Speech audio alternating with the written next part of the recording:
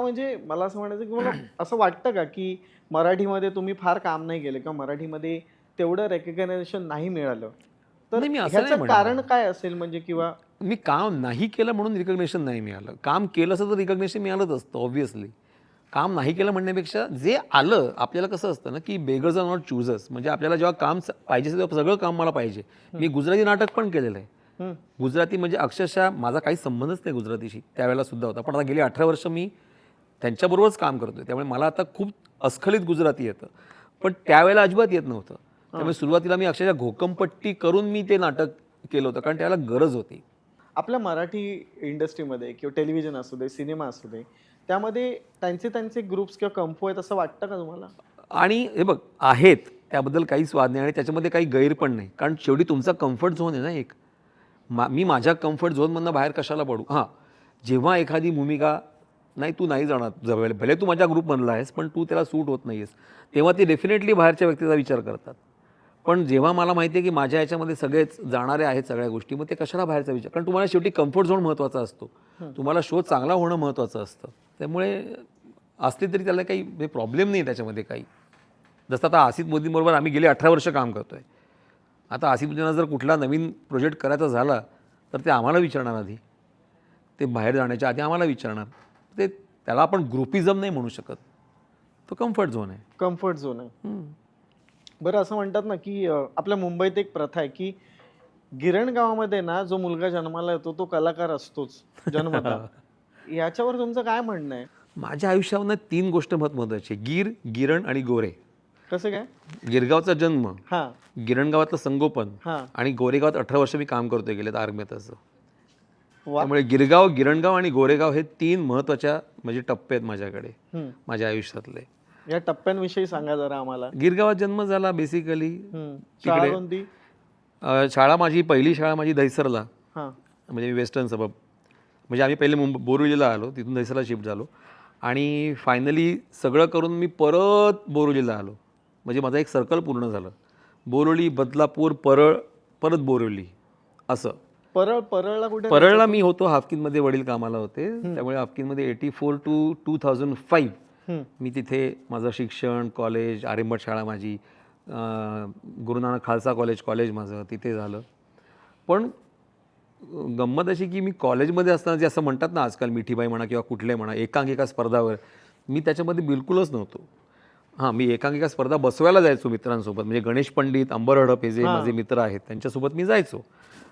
BP नावाची एकांकिका होती. बालक पालक बालक पालक याच्यात मूव्ही बनला. मूवी बनला. तर ती बसवायला मी होतो तिथे. आम्ही होतो त्याच्यासोबत गणेश पंडितसोबत, अंबर हडपसोबत. त्याच्यानंतर त्याचा मूव्ही झाला. नंतर मुक्तीधाम नावाची त्याची एकांकिका हो. होती, जी आता गुजरातीमध्ये नाटक चालू आहे. ज्याच्यामध्ये मी प्लेबॅक दिलेला आहे आणि जो चालू आहे सध्या त्या नाटकामध्ये. म्हणजे असा मी असोसिएट होतो एकांकिकासोबत. पण मला कधी अशी पर्सनली स्पर्धात एकांकिका स्पर्धा म्हणजे मी बाहेरनं केलेल्या आहेत भरपूर एकांकिका स्पर्धा, बाहेरच्या ग्रुपमधनं वगैरे. पण म्हणजे दादरचं अभयारण्य मंडळ जे आहे हो. तिथून आम्ही केलेलं आहे.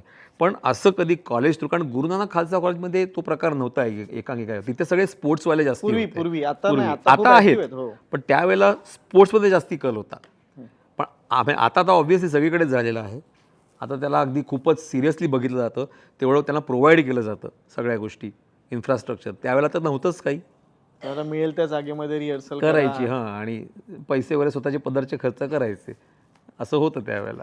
मुळात भिडेसाठी काय आहे ना, एक मी आणि सोनालिका आम्ही दोघंही मराठी स्टेजचे असल्या कारणामुळे आमच्या दोघांमध्ये खूप कम्फर्ट झोन होता.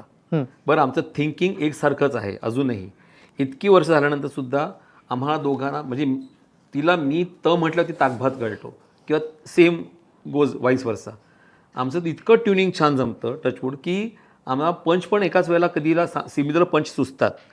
आम्ही काय करतो, बिटवीन द लाईन ह्युमर जो आपण मिस करतो तो आम्ही फक्त हायलाईट करतो. आता छोट्या छोट्या गोष्टी असतात नवरा बायकोमधल्या, ज्या घरी आपण फार लक्ष देत नाहीत, पण त्यालाच आम्ही हायलाईट करतो. छोटी छोटी रिॲक्शन हायलाईट करतो. आता माधवीला माहिती आहे की हा खूप शिस्तप्रिय माणूस आहे, खूप आहे. त्यामुळे ती तिची कधीतरी टेर खेचणं वगैरे जे लोकांना आवडतं. मलाही माहिती आहे की ती बिझनेस वुमन आहे. पण म्हणजे तिला कसा सपोर्ट करायचा किंवा तिला कसं आपण रिस्पेक्ट द्यायचा हे भिडेला प्रॉपर माहिती आहे. त्यामुळे ही जी केमिस्ट्री आहे लोकांना ती प्रचंड आवडते, कारण त्यांना असं वाटतं की अरे हे आमच्या घरात असंच होतं रेग्युलर बेसिसवरती. आता ते त्याची भिडेची मुलगी आहे, त्याला माहिती आहे की ते पुढे जाऊन लग्न करायचं सोनूचं, त्यामुळे तो वायफळ खर्च नाही करणार. तो सगळ्या गोष्टी नाही किती जायचे असं आहे, मग अरे नाही हे जे सगळं टिपिकल आपण जे कॅल्क्युलेशन करतो तो भिडे करतो, आणि म्हणून तो खूप आपल्यातला वाटतो. मग आत्माराम भिडे आणि मंदार चांडोरकर यांच्यामध्ये सिमिलरिटी काय आहे? शिस्त, कशाच्या बाबतीत? सगळ्याच बाबतीत, कामाच्या बाबतीत, सगळ्याच बाबतीत. कारण मी NCCचा स्टुडंट आहे, त्यामुळे मला 8वीपासून आमच्या काटडारे सरांनी खूप शिस्त लावली होती, आणि त्या शिस्तीचा आम्हाला खूप फायदा झाला मला. पण मी आज रुटीन जरी करतो, माझं कुठलं शूटिंग जरी असेल तर माझं रुटीन खूप फिक्स आहे. मी जास्त वेळ झोपू शकत नाही, जास्त वेळ जागू शकत नाही. त्यामुळे त्या ज्या गोष्टी एक अंगवळणी पडलेल्या आहेत त्या मला इथे खूप कामाला येतात. म्हणजे माझं टिपिकल म्हणजे म्हणतात ना की फिल्म इंडस्ट्रीमध्ये आहे, तुम्ही या इंडस्ट्रीमध्ये तुमचं मस्त रुटीन आहे, तुम्ही रात्री रात्री जागताय, पार्ट्या करताय वगैरे. आमच्या अख्ख्या ग्रुपमध्ये आम्ही कधी एवढ्या 18 वर्षामध्ये आमच्या 3 ते 4 पार्ट्या झाल्यात, त्या पण नॉर्मल.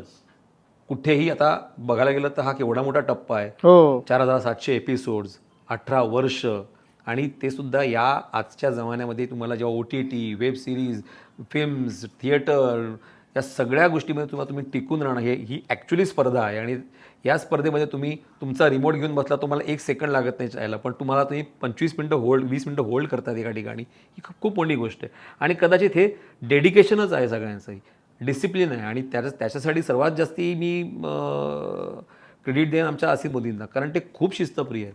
ते खूप म्हणजे प्रचंड तो माणूस डेडिकेटेड आहे. तो क्रिएटिव्ह स्वतः आहे म्हटल्यावरती, तो अमेरिकेला जरी गेला तरी त्याचे रोजचे मीटिंग असतात, एकेका सीनवरती त्याचं 10 वेळा डिस्कशन असतं. आमचे 10 ड्राफ्ट लिहिले जातात प्रत्येका सीनचे, एका सीनचे. तारक मेहता का उलटा चष्माचे प्रत्येका सीनचे 10 नाही, हे नाही, असं नाही, हे असं कर, असं नाही, असं नाही. त्यामुळे सतत तो एक रतीप चालूच असतो. आणि आमच्याकडे आल्यानंतर मग आम्ही आमचं काम करतो, फोडणी द्यायचं, जे काय आम्हाला जमतं, थोडंफार इम्प्रोवाईज करायचं, ते आम्ही करत असतो.